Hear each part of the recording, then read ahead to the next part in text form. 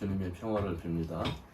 네, 평화를 빕니다. 오늘 말씀의 제목은 예수님처럼 살 수 있다입니다. 예수님처럼 살 수 있다. 본문 말씀은 마태복음 5장 9절 말씀입니다.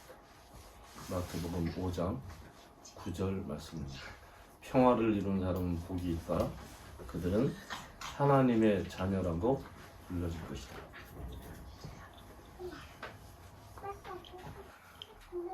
예수님, 지금도 뭐 여전히 예수님처럼 그렇게 사는 것이 우리 그리스도인들의 바람입니다. 로망이고 예수님처럼 산다. 우리 한국 그리스도인들처럼 이렇게 열정적인 사람들은 이 세상에서 그렇게 흔치 않습니다. 모든 면에서 아주 매우 열심히들 삽니다. 진짜 뭐 대충 이렇게 예배당만 다니는 것 같아도 실제로 그 생각이나 그 삶 속에서 정말 노력도 많이 하고 정말 세계 어디 가도 이렇게 열성적으로 믿는 사람들은 그렇게 흔치 않습니다. 유럽은요 대충 이제 젊은 세대들, MZ라는 젊은 세대들은 이제 교회, 하나님, 믿음 이런 것에 대해서 거의 관심이 없습니다. 거의 관심이 없습니다. 물론 이제 나이 많은 분들 이 2차 대전을 겪고 굉장한 경제적인 어려움을 극복해내고 그렇게 해서 이렇게 자리 잡고 살게 된 연세가 좀 있는 분들은 그래도 생각을 좀 하겠죠. 그래도 요즘은 주일마다 예배당에 가는 경우가 거의 없습니다. 여러분. 그래도 우리 한국은 뭐 교인들이 지금 계속 줄고 있는 상황이지만 열심히 갑니다.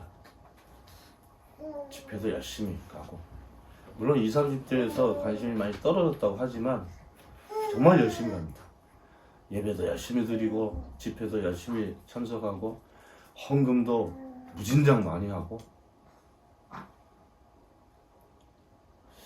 무의식적으로 예수님께서 가르치신 대로 그렇게 살고자 하는 그런 생각들이 있는 겁니다. 물론 이제 미국이나 이런 데서도 성경 공부를 많이 했죠. 미국식 성경 공부도 우리나라에서는 7, 80년대는 매우 성행했습니다. 교회 안에서 여러 가지 방법으로 성서를 배우려고 하고 또 열심히 읽고 그 성서를 다 베끼기까지 다 필사하기까지 그렇게 열정적으로 사는 그런 모습을 저희들이 흔히 볼 수 있습니다. 예수님처럼 살고 싶은 겁니다. 예수님의 제자로 살기 위해서 제자 훈련도 세계에서 제일 많이 했고 40년 만에 정말 교회가 많이 커졌습니다. 40년 전에는 그렇게 크지 않았던 한국 개신교가 지금 세계에 내놓을 만큼 어마어마한 교인 수를 가지고 있습니다. 예수님의 제자, 예수님처럼 살고 싶다 이런 생각을 안 해본 교인들은 한 번도 없을 것이다. 그런데 어떻게? 한편에 이런 얘기들도 했어요. 야, 성서에서 예수님 이렇게 행동하시고 말씀하신 것 흉내라도 내고 살아보자. 근데 사실은 흉내 내는 건 쉽지 않지, 그죠? 근데 흉내 내는 것도 괜찮습니다. 예를 들면 저는 이제 손주가 둘이 있는데 이 손주들이 어른들 그러니까 제일 먼저 엄마가 하는 말과 행동을 그대로 따라서 합니다. 그대로 말도 그대로 따라서 하나하나 배워갑니다. 동물들도 똑같습니다. 동물들도 이 어미가 하는 그대로 어미가 시키는 대로 그렇게 따라서 사는 방법을 배웁니다. 근데 어찌 보면 우리 신앙 안에서 우리 신앙생활하는 저희들은 반드시 그렇게는 안 하죠. 뭔가 나한테 좀 도움이 되고 또 내 생각하고 비슷하고 또 진리 같고 이러면 이제 그것을 생각해서 어떻게든지 해보려고 하지만 반드시 그렇게 모방하는 것은 아닙니다.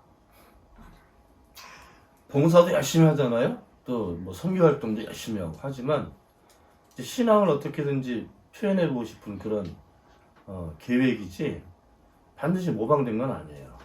훈련됐다고 볼 수 있죠. 예수님의 제자들이 예수님하고 3년 넘도록 같이 살았습니다. 그런데 예수님을 배우려고 하지 않았어요.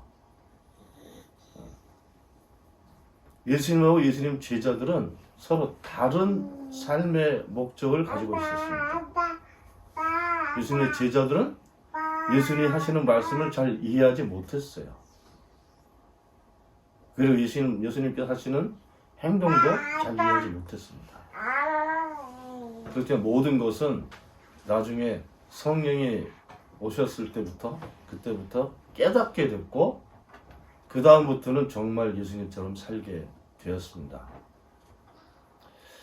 우리들도 비슷한 경우가 아닐까 싶은데 그래도 정말 예수님처럼 살 수 있는 방법이 있습니다. 우리는 예수님을 고백할 때 하나님의 아들 이렇게 고백합니다. 그렇죠? 하나님의 아들 그리스도 이렇게 고백합니다. 우리 교리적으로 하는 고백은 그게 딱 맞는 고백입니다. 하나님의 아들 그리스도 예수. 여러분 어떻게 생각합니까? 하나님의 아들 그 예수님께만 붙이는 호칭입니까? 여러분 어떻게 생각합니까? 우리는 이런 표현을 써요. 하나님의 자녀. 근데 그 표현도 되게 어색해. 정말 내가 하나님의 자녀인가? 어색할 필요 없어요. 그건 하나님께서 하시는 판단하시는 것이기 때문에 내 판단이 아닙니다. 하나님의 판단이에요. 우리는 예수님을 하나님의 아들 이렇게 불렀죠? 그런 표현은 이사야에서도 있어요. 이사야서에서도 너는 내 아들이다 이렇게 부르는 경우가 있는데 그 표현을 여러분들 되게 거북해 하실 거예요. 예수님처럼 살 수 있습니다. 예수님처럼 하나님의 아들, 하나님의 자녀로 살 수 있어요. 이건 제가 하는 말이 아니고 하나님께서 하시는 말씀. 오늘 본문 말씀은 여러분들이 잘 아시는 팔복, 산상수훈에 관한 말씀이에요. 여러분들 산상수훈 뭐 달달 외우시다시피 이렇게 알고 있는 내용들인데 여러분들이 정말 알고 있는지 궁금합니다. 이 산상수훈을 알 수 있으면 성사 모든 말씀을 이해할 수가 있어요. 이건 아주 압축되어 있는 그런 말씀이라고 보면 됩니다. 구약 같은 경우는 이게 역사처럼 이렇게 기록되어 있잖아요. 우리 예수님 행적을 기록한 복음서도 이렇게 사건별로 이렇게 전개가 됩니다. 어떤 일이 있고 예수님께서 어떤 행동을 하시고 어떤 말씀을 하시고 이렇게 사건별로 시간별로 이렇게 구분이 되어 있는데 이 산상수훈은 그런 게 없어요. 그래서 산상수훈에 여러분들이 반드시 이걸 확인할 수 있어야 되는데 이 산상수훈 8가지 복있다, 복되다 이렇게 하신 말씀 중에 먹고 사는 얘기가 없습니다. 먹고 사는 얘기가 없어요. 사람들하고 관계나 사람들의 어떤 계획들이나 그런 내용이 없어요. 물론 그 일상적이니까 그런 것을 표현하지 않으셨을 수도 있지만 예수님께서는 너 빵도 구해라, 빵을 위해서 기도해라 이렇게 말씀하셨지만 이 산상수훈에는 먹고 사는 문제, 사람들하고 관계, 세상 돌아가는 이야기 아무것도 없습니다. 그럼 뭐만 있을까? 복에 관한 얘기만 있어요. 물론 복은 이 산상품 내용으로는 하나님 나라하고도 관련이 있고 또 위로받는 것으로도 관련이 있고 그리고 이제 뭐 지위나 여러 가지가 있어. 그렇지만 우리 일상생에 관한 그런 이야기들은 없습니다.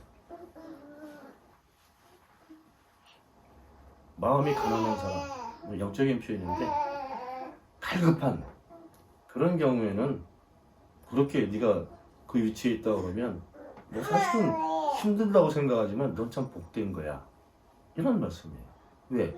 네가 하나님 나라를 차지할 것이기 때문에. 이런 내용이거든요. 또 보시면 슬퍼하는 사람 복 있다. 왜? 하나님께서 슬퍼하는 사람을 그냥 놔두지 않고 위로를 하실 것이기 때문에 슬픔에서 벗어날 수 있도록 도우실 것이기 때문에 복되다.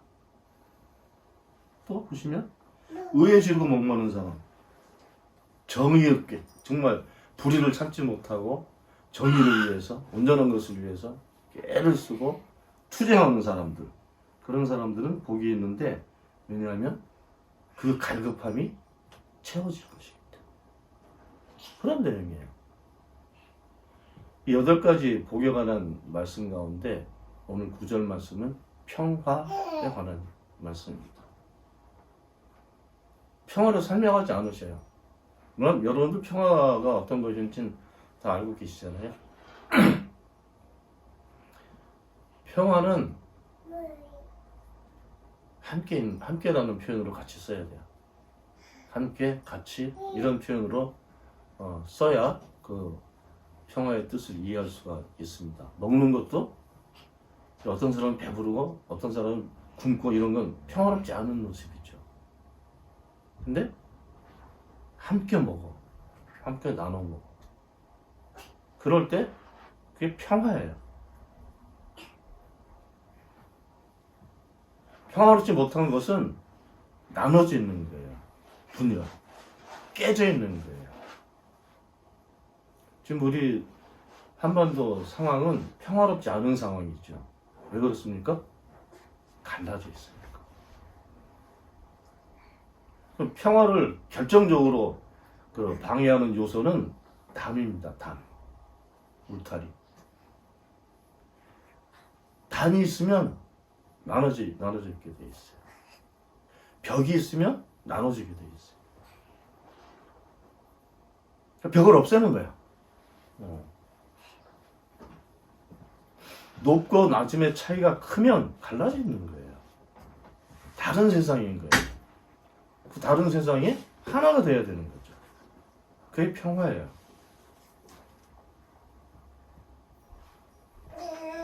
여러분들 아십니까?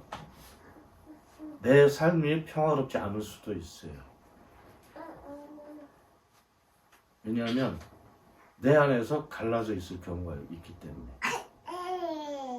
마귀는요, 여러분들 마귀가 처음에 이 땅에 와가지고 세상에서 이 공작을, 나쁜 계획을 세워서 공작을 한 것이 무엇입니까? 어디서 일어났어요? 에덴 동산에서 일어났어요. 그때 이 공작질을 한 게 뭐예요? 갈라지게 한 거예요.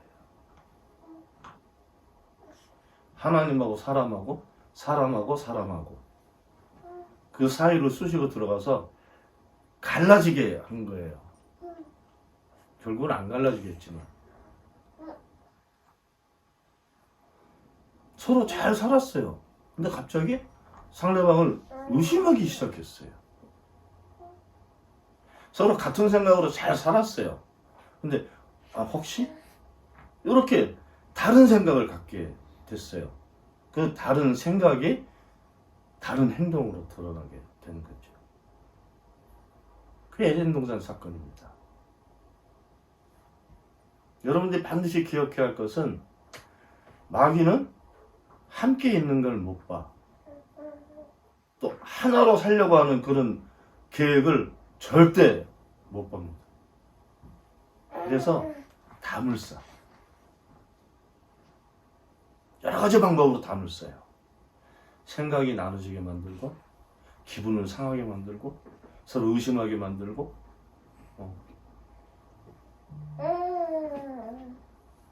그 정도 이게 공적을 하게 되면요, 아무리 가까웠던 사람들의 관계가 벌어지게 돼 있어. 알아차려야 돼. 알아차려. 그 사도 바울은 예수님에 대해서 이렇게 정의를 내렸습니다. 예수님이 어떤 분인가? 그리스도는 평화입니다. 거기까지 얘기했으면 우리는 여러 가지 생각을 해야 될 겁니다. 도대체 예수님이 평화라는 의미가 뭘까? 이럴까 저럴까? 그래서 바울이 정확하게 정의를 내렸어요. 그리스도는 평화입니다. 그는 우리 사이에 있는 담을 허물었습니다.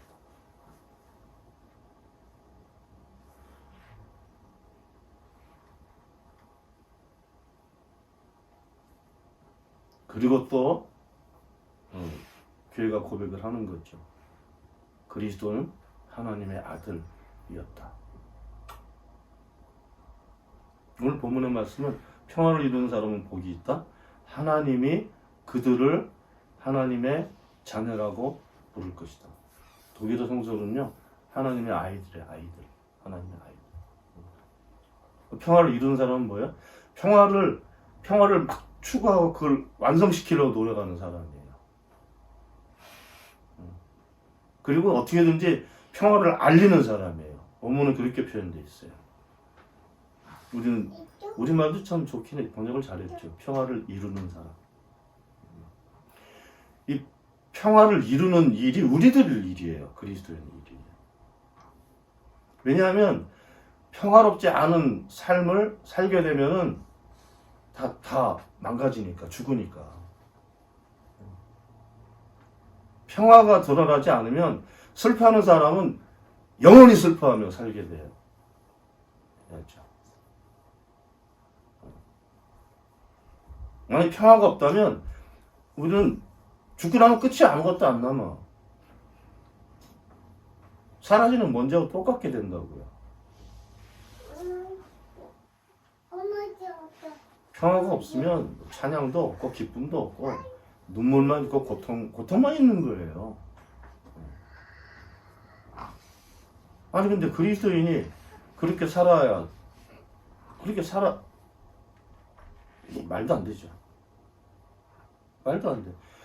그렇게 살면 안 되기 때문에 하나님께서 그 이상한 그 평화롭지 않은 삶을, 그 세상을 바꾸시는 거예요. 그리스도인은 그 하나님의 계획에 같이 일을 하는 사람이에요. 평화를 이루는 사람. 여러 군데에서 이 평화롭지 않은 모습들을 많이 볼 수 있잖아요. 왜냐하면 어느 사람들의 모임이나 다 파벌이 있어, 파벌. 정치판에만 있는 게 아니라 파벌이 있어. 물론 서로 뜻을 같이 하고 서로 이 일에 대한 목적을 같이 가지고 있으면 이렇게 마음을 모으고 행동을 모을 수 있죠. 근데 그렇게 하다 보면 그렇지 않은 사람들하고 관계가 끊어지죠. 적이 되죠. 그게 함축되어 있는 게 지금 정치판인데 이런 경우가 집 안에도 있어요.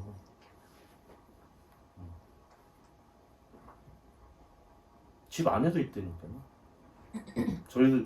저는 우리 목회자 가정에서 태어났는데 우리 이제 중고등학교 때 청년 시기 우리 부모님들하고 엄청 싸웠어요. 생각이 다른데 뭐 생각이. 응? 아버지가 목사하고 매일같이 교회 섬기고 다 그런데도 다툰다니까요. 근데 이게 제 고백이에요. 우리 집안의 고백인데 우리 아버님도 부모님도 저도 이 성령을 알고 난 다음부터 모든 것이 화해가 됐어요. 제가 부모님들이 얼마나 나쁜 짓을 많이 했는지 알아요? 서로 입으로 화해 안 해도 다 화해가 됐어. 이걸 옛날에 이렇게 표현했어요. 만사형통. 모든 만 가지가 다 통해버려. 생각도 통하고 꿈도 기도 내용도 말씀을 이해하는 것도 다 통해버려. 물론 저희 집안에도 지금도 현실적으로 조금 이런 뜻이 안 맞고 그런 거 있긴 있죠. 그래서 저는 열심히 기도합니다. 왜? 하나님께 도우시면 이런 문제들은 해결될 수 있으니까. 뭔가 갈등이 있고 의심이 들고 이렇게 이제 그걸 지속해 가면 안 됩니다. 어떻게든지 이 문제를 어떻게든지 좀 다른 방식으로라도 좀 이것보다 좀 낫게 이렇게 끌어가려는 평화를 이루려는 그런 기도가 이 어려움이 있을 때 반드시 필요한 거예요. 왜? 우리는 그런 기능으로 살아야 되기 때문에. 그런 기능으로 살게 되면 하나님의 자녀. 예수님처럼 살 수 있다니까요.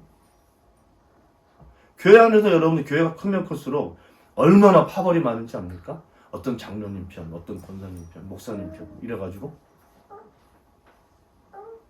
그렇게 살면 안 돼. 그렇게 사는데 무슨 어떻게 내 몸처럼 이웃을 사랑하고 이런 말을 입으로 할 수 있습니까? 뭐 헌신을 하고 봉사를 하고 희생을 하고 무엇을 위해서? 하나님의 영광을 위해서 살려면요 그리스도인이 그 기능을 잘 사용해야 돼. 아주 기능적으로 살아야 됩니다. 무엇을 목적으로? 평화. 담이 보이면 담을 허물어야 돼요. 서로 똑같아지라는 얘기는 안 했죠. 함께 같이 그렇게 살아야 돼요. 같이 먹고 같이 행동하고 같은 믿음으로 같은 것을 이루며 사는 거죠. 그래서 이사야서에 나오는 평화의 나라는 그래서 그런 나라예요. 여러 가지 동물이 섞여 있어도 표범도 있고 이리도 있고 독사도 있고 어린아이도 있고 소도 있고 그런데 함께 있어. 그게 평화예요. 같이 살아. 그게 평화를 이루는 삶이에요. 예수님께서 오셔서 하셨던 모든 말씀과 그 행동들은 다 그것 때문에 하시는 거예요. 병자를 고치셨어요? 병이 한 사람을 파괴시키고 있는 거야. 나누고 있는 거예요. 본연의 모습을 깨고 있는 거예요. 그래서 평화롭지 않은 모습인 거예요.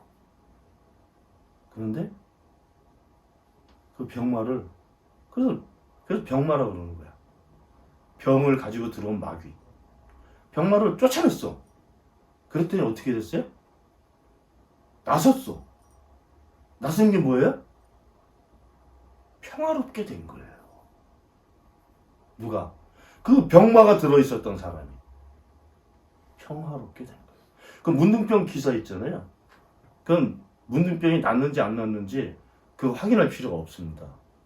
왜냐하면 그것도 똑같은 맥락이기 때문에. 예전에 문둥병 걸리면 지금 한센병이라고 하지만 걸리면요 이 가족들이나 사람들하고 떨어져 살았어야 됐어요. 이렇게 같이 접촉을 못해. 이렇게 돌 던지면 닿지 않을 만큼 거리를 떨어져서 이렇게 사람들하고 대화를 하든지 그래야 됩니다. 그 삶이 어떻게 됐겠어요? 일도 못해. 가족하고 살지도 못해. 거지. 삶이 깨진 거예요. 본래 그 사람 삶이 아니고 진짜 그 안에서 엄청나게 분열이 생기고 파괴되고 있고 이렇게 된 거예요. 평화롭지 않은 모습인 겁니다. 어떻게 됐어요? 나섰어요. 그 사람이 어떻게 됐습니까? 병이 났어요. 어떻게 됐어요? 정상이 됐죠. 그 정상이 된 게 평화의 모습입니다. 그 예수님께서 평화롭지 않은 그 사람을 평화롭게 살게 만드신 거예요. 그게 하나님이 하시는 일입니다. 예수님 평화를 이루는 분이에요. 막힌다면 허무시는 분이라고. 그러니까 우리 그리스도인들이 그 기능적으로 그리스도인으로 살게 되면 평화를 이루는 사람으로 살 거 아닙니까? 그럼 하나님의 아들이지. 그럼 하나님 예수님처럼 사는 거죠. 그 쉬운 방법을, 그 쉬운 논리를 뭐 복잡하게 그렇게 엄청나게 많은 시간을 공부해서 알아야 됩니까?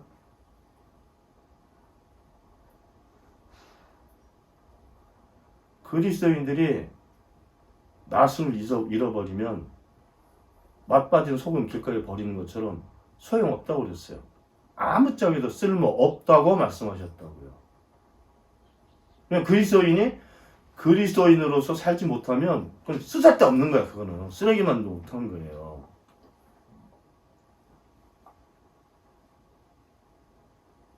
그래서 평화가 중요합니다. 그 충분히 우리가 할 수 있는 일이고 아주 큰 뭐 세계적인 계획을 갖지 않아도 됩니다. 이 분열되고 있는 사태와 담이 놓여져 있는 경계선이 있는 서로 갈라져 있는 그 모습이 확인되면 거기에서 그것을 허물고 봉합하고 서로 화해시키고 하는 그 기능을 해야 돼. 그게 바로 평화를 이루는 삶입니다. 그게 우리들이 살아야 될 삶이에요. 그렇게 살게 되면 예수님처럼 살게 되는 겁니다.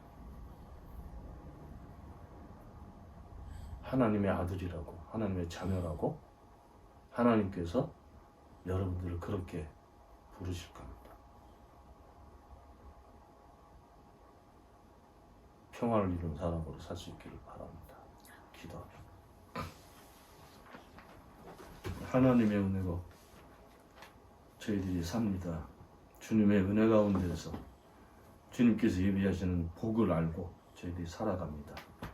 하나님께서 인정하신 저희들이 하나님께서 계획하신 평화를 이루는 그런 삶을 주님의 능력에 잇대서 살아갈 수 있게 도와주시기를 바랍니다. 우리 주 예수 그리스도 이름으로 기도하옵나이다. 아멘.